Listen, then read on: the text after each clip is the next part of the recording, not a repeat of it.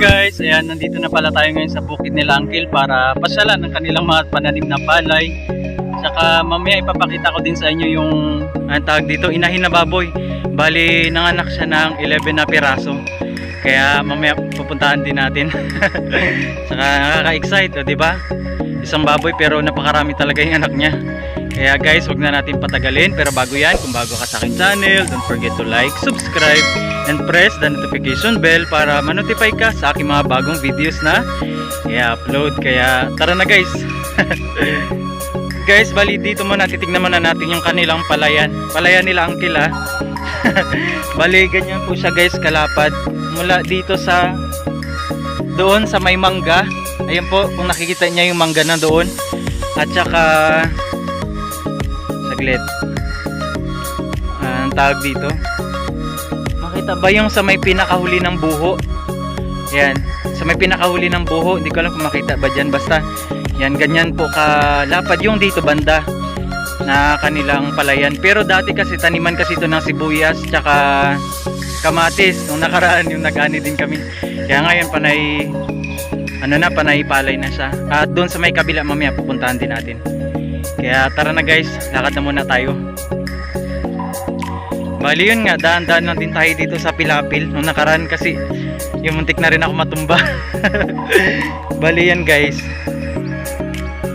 ito, yan yung tinatawag na na Pilapil. Kaya medyo, siyempre ngayon maulan kaya maputi. Kaya daan-daan lang din tayo sa paglakad, baka mamaya sumimplang tayo dyan. Tara, lakad na tayo guys. Ayan.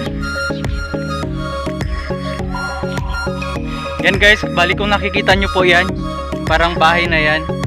Yan, bali dyan po yung kanilang tawag dito, kanilang baboy na nanganak. Bali 11 yung kanyang anak, kaya tara na guys, tara tayo doon. Malapit lang din siya, dito lang din malapit sa palayan. At yun nga, bali dito kasi bukid nila Uncle. Tapos sila Uncle Eric, Auntie Malo, sila yung nag-aalaga ng mga dito ng palayan, tapos ng mga bibi. Marami din silang alagang bibi, tsaka tawag dito, ayun, manok, baboy, aso. Yan, marami din siyempre halaman, di rin mawawala dito, marami rin. Nari ko. Pantik na ako doon. Ayun guys. Kaya tara na. Aliyan guys, may mga mushroom. Medyo malalaki din siya, pero di ko alam kung kinakain talaga yan siya o hindi. Yan. Yun guys, bali may mga mushroom din dito, pero hindi ito kinakain yata. Hindi ko alam. Wala kung kinakain ba ito o hindi. Basta't ganyan yung itsura niya. At yan, ang laki-laki talaga ng parang niya, parang mangkok kalaki. Tapos ito din. Pero di ko alam ito kung kinakain ba ito o hindi. Basta't yan siya. Dig.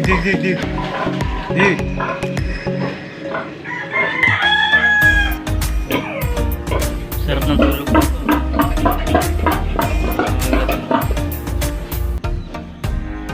Yan guys, bali ayan yung inahing baboy, laki-laki. At ito naman yung kanyang mga anak, bali 11 na piraso. Ayan, nagsisilipatan na sila. Pupunta na sila sa nanay nila.